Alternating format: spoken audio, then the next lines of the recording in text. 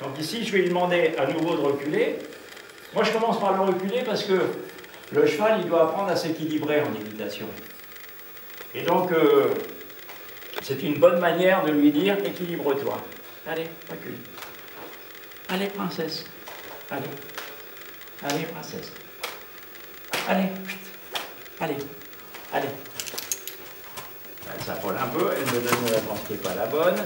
Ici, il y a des barrières qui se dressent. Non, non, non, non, elle ne fait pas ce qu'elle veut. Elle ne fait pas ce qu'elle veut. Elle ne fait pas ce qu'elle veut. Elle ne se comporte pas n'importe comment avec moi.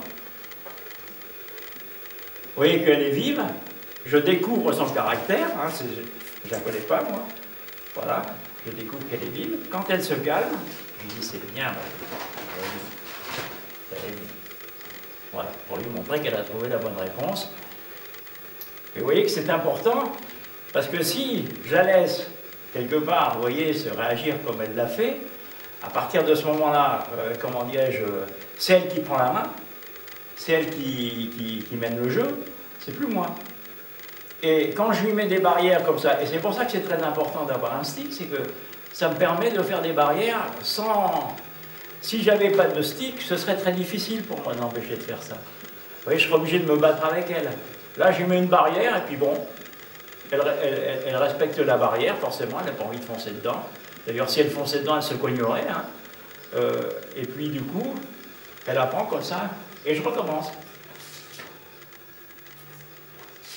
Allez. Alors, est-ce qu'elle a compris parce que... Et je recommence à reculer, parce que je reculer, je vois que c'est pas forcément acquis. Et vous voyez, je commence de loin, je tape une fois par seconde, pas excité comme ça. Hein.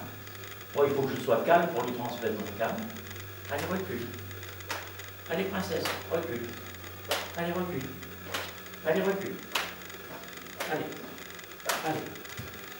Voilà, ça c'est bien. Vous voyez que maintenant, elle commence à comprendre que la barrière, c'est une vraie barrière, et qu'elle a intérêt à se reculer, et par conséquent, elle me donne des bonnes réponses. Tout de suite, je la caresse en lui disant c'est bien ce que tu fais. Et puis, je répète 2-3 fois pour être sûr qu'elle ait bien compris, pour être sûr que ça s'ancre dans son cerveau. Voilà. Allez, d'accord. Allez, recule. Allez, recule. Recule. Allez. Allez, recule. Allez, recule. Recule. Allez. Voilà, ça c'est bien. Vous voyez que pour elle, reculer, c'est pas instinctif. Hein. L'instinct, c'est de se porter vers l'avant, c'est de fuir toujours. Le cheval, il est construit comme ça. Vous voyez, il a plus de poids sur les épaules que sur les postérieures. Et donc, le cheval, il va toujours chercher des solutions vers l'avant. Et le cheval, il a tendance à prendre la main, comme on dit. Il a tendance à se mettre sur les épaules. Et c'est pour ça que l'équitation, c'est pas ça. L'équitation, ça consiste à avoir un cheval équilibré. Et donc, un cheval qui sache aussi... justement, s'équilibrer en reculant. Les transitions descendantes, c'est important. Allez, recule. Recule. Allez, princesse. Allez. Allez. Voilà, c'est ça. Allez, encore. Allez. Allez. Allez. Pas tout faire ça. Voilà. Je lui montre que c'est une vraie barrière aussi. Une autre manière de la faire reculer aussi. Oui, par exemple, je pourrais faire un moulinet avec... Est-ce que ça lui fait peur? Est-ce qu'elle lui fait pas peur? Est-ce qu'elle est désensibilisée à ça? Je ne sais pas. Hein? Ça fait peur, ça.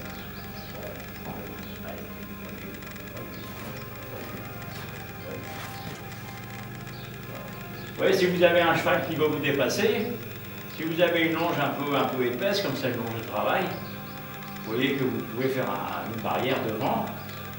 Et puis qu'à ce moment-là, le cheval il va être derrière vous. Quoi. Si vous avez un cheval un peu chaud qui essaie de vous dépasser comme ça, vous montez comme ça, ça peut être une manière. Vous voyez que je peux essayer de le déplacer comme ça. Allez, recule. Allez. Si elle ne comprend pas ma pression, allez. Ouais, j'utilise quelque chose qu'elle comprend, c'est-à-dire cette barrière-là. Allez, recule. Recule. Allez. Recule. Et ça, je comprends. Donc à partir de ce moment-là, je peux associer, par exemple, je peux lui demander de reculer comme ça. Allez, recule. Si elle ne comprend pas, allez, recule. Voilà. Et oui, je fixe ma main de telle manière à ce que ce soit elle qui descend des aides finalement, qui trouve le confort. Donc je recommence. Allez, recule. Allez, recule. Allez, recule. Allez. Si elle ne comprend pas, j'utilise à nouveau. Allez, recule.